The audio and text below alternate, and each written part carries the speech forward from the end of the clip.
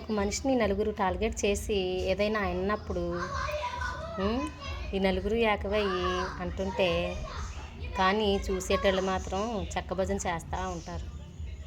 ఓపిక పట్టినన్ని రోజులని ఆ తర్వాత మాత్రం ఈ మనిషికి ఎక్కడో మండి ఎక్కడో కాలి ఏదన్నా చేసిందనుకో, అయ్యో దేవుడా, రాముడా, కృష్ణుడా, దేవతల్లారా,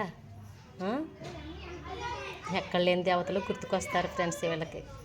కానీ మరి నలుగురు కలిసి ఒక్క మనిషిని టార్గెట్ చేసి ఆ మనిషి బాధపడుతుంటే పైశాచిక ఆనందం పొందినప్పుడు ఆ దేవుళ్ళందరూ ఏమైపోతారు? మరి వాళ్ళకుండే దేవుళ్ళే కదా వీళ్ళకి కూడా ఉంటారు. వాళ్ళకో నాయం వీళ్ళకో నయమునా? ఊరుకున్న రోజులు ఊరుకుని ఒక్కసారి తిరగబడితే ఎలా ఉంటుంది? ఒక్కొక్కటికి చెప్పు దెబ్బలాగా ఉంటుంది కదా ఫ్రెండ్స్. ఇది ఎవరిని ఉద్దేశించి కాదు, కొంతమంది కోసం.